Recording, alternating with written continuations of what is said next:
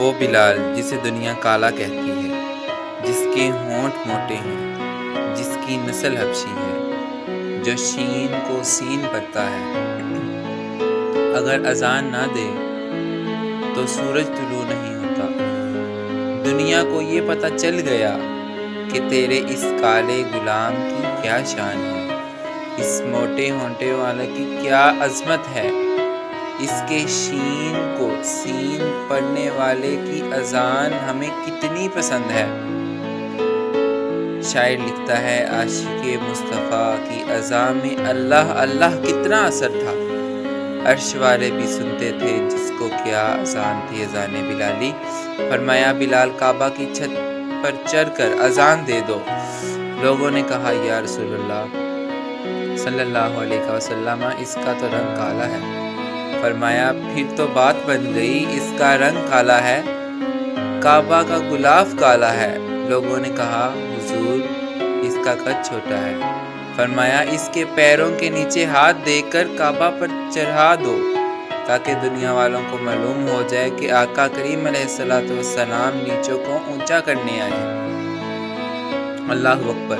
کعبہ کی چھت ہے، یہ کالا سا بلال ہے اور چھت پر چڑھ کر کہتا ہے اللہ اکبر اللہ اکبر۔ اس کے پرسوز نغمہ توحید سے فرشتے جھوم رہے ہیں، پورے مست ہو گئے ہیں اور کائنات کا ذرہ ذرہ سبحان اللہ کی صدائیں بلند کر رہا ہے۔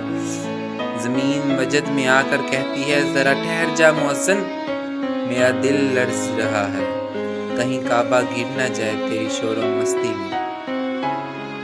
اذان ہوئی۔ کہنے والوں نے کہا اذان تو ہوئی مگر صحیح نہ ہوئی، کیونکہ شین کی جگہ سین پڑھا گیا، مؤذن بدل دو۔ سرکار دو عالم صلی اللہ علیہ وسلم نے فرمایا دیکھ لو بدل کے۔ مؤذن بدلا گیا۔ صبح اذان ہوئی، بڑے سوز سے ہوئی، بڑے ساز سے ہوئی، بڑی آواز سے ہوئی، مگر وقت کے لمحات گزرتے گئے، سورج طلوع نہ ہوا۔ سب پریشان ہیں، فجر کیوں طلوع نہیں ہو رہی؟ فرشتہ بارگاہ رسالت صلی اللہ علیہ وسلم میں حاضر ہوا اور عرض کی یا رسول اللہ صلی اللہ علیہ وسلم کیا آج اذان نہیں ہوئی؟ فرمایا اذان تو ہوئی ہے، آج تو بڑی سریلی آواز میں اذان ہوئی ہے۔ عرض کیا یا رسول اللہ صلی اللہ علیہ وسلم اللہ تبارک و تعالیٰ فرماتا ہے جب تک بلال حبشی اذان نہ دے گا تب تک سورج طلوع نہ ہوگا۔ شاعر لکھتا ہے عاشق مصطفیٰ صلی اللہ علیہ وسلم کی اذان میں اللہ اللہ کتنا اثر تھا، عرش والے بھی سنتے تھے جس کو کیا اذان تھی اذان بلالی۔ ولا تطرد محبوب اسے جدا نہ کرو، اس نے تو بڑی آزمائشوں ابتلاؤں مصیبتوں کے بعد آپ کو حاصل کیا ہے۔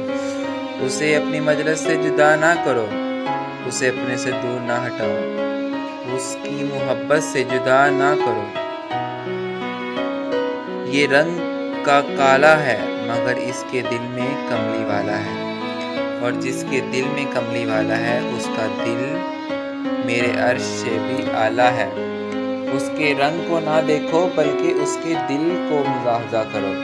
اے محبوب صلی اللہ علیہ وسلم یہ وہی بلال ہے کہ جب اس کی آزمائش ہوئی تو پہاڑوں کے پتھر پانی کی طرح بہہ گئے، دریاؤں کے دل دہل گئے، پھولوں کے قلوب پر ہنسی ہو گئی، عرش کا کلیجہ پھٹ گیا، مگر یہ آہٹ آہٹ کے نعرے لگاتا رہا، یہ تیرے ہی ترانے گاتا رہا اور اپنی جان کی بازی لگاتا رہا۔